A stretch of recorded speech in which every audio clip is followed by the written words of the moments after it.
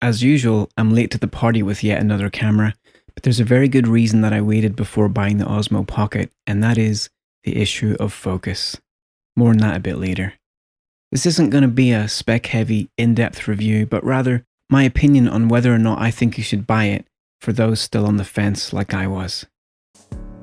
In a nutshell, this is a 4K 60p video camera with a beautifully sharp f2.0 lens and a built-in 3-axis gimbal.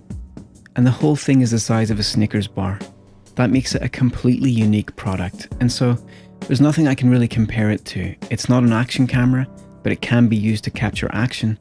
It's not a stills camera, but you can take stills, though the resolution's not great.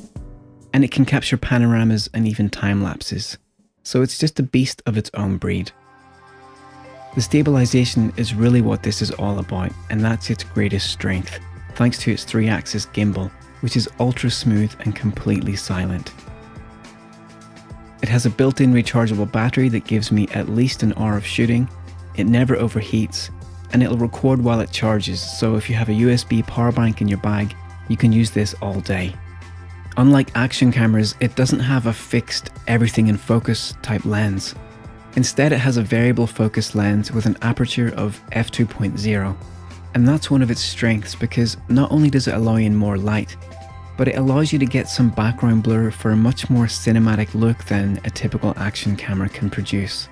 But that variable focus lens is also its weakness, or at least it was its weakness, until the latest firmware update fixed or at least greatly improved the focusing problems that plagued this camera in the beginning and caused a lot of people, including myself, to write it off. DJI say it now has phase detect focus, and if you have any experience with Sony's phase detect focus or Canon's dual pixel autofocus, you might be thinking, okay, so the Pocket should have perfect focus pretty much all the time then. Not exactly. It does still miss focus the odd time, but I'm talking maybe 5 or 10% of the time. The rest of the time it works really well. I can't really complain about the focus with this new firmware update, they've pretty much got it sorted now. One of my favourite features is the tracking mode, where it'll move its little head around and track moving subjects wherever they go, and this works pretty well. I find that the less cluttered the background is and the brighter the scene, the better it works. As a one-person camera crew, I find it incredibly useful for filming myself or doing panning shots of review products. With the Osmo Pocket mounted on a cheap motorized dolly, you can add some really interesting movement to your videos. The video quality in good light is absolutely amazing. For such a tiny sensor, I'm just blown away at the footage I can get from this. So much so that I've barely touched my RX100 Mark V or my Canon mirrorless setup since I got this. In low light, it starts to exhibit some noise and focusing becomes less reliable, and I don't really blame it, it is using a tiny sensor after all. In normal color mode, colors are rich and super vibrant, and in cine-like mode, they're quite a bit flatter, but in lower light I notice some weird white balance flickering issues in that mode, so I only use it when I'm outdoors and in good light. Dynamic range is a mixed bag for me. In some scenes it's fantastic, capturing shaded areas well without blowing out the sun or sky too much, but in other scenes like this one, that field was nowhere near as dark as it looks in the video, and as I pan down, the grass brightens up to about what I saw with my eyes, but the sky starts to blow out. Here's another example of how it sometimes struggles to get the exposure right. Everything starts off looking pretty true to life. Suddenly you'd think it's nighttime. Most of the time though, it does well with the exposure. It's just in some of those high contrast scenes that it gets confused. Of all the things the Osmo Pocket can do, I'd say my favourite thing, aside from the obvious miniature gimbal, is that it can shoot 120 frames per second, giving you 4 times slow motion, and that's gimbal stabilized slow motion.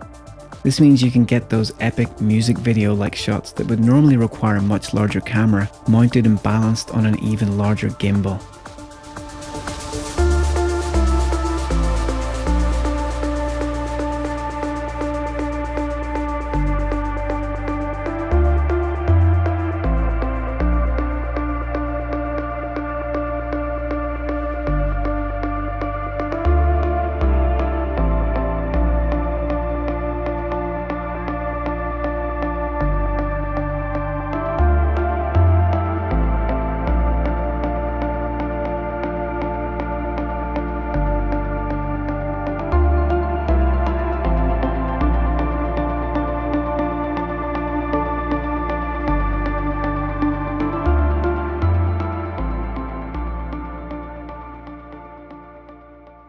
There are so many types of shots I can do now that I just couldn't do before, and that's why this is now my favourite and most used camera.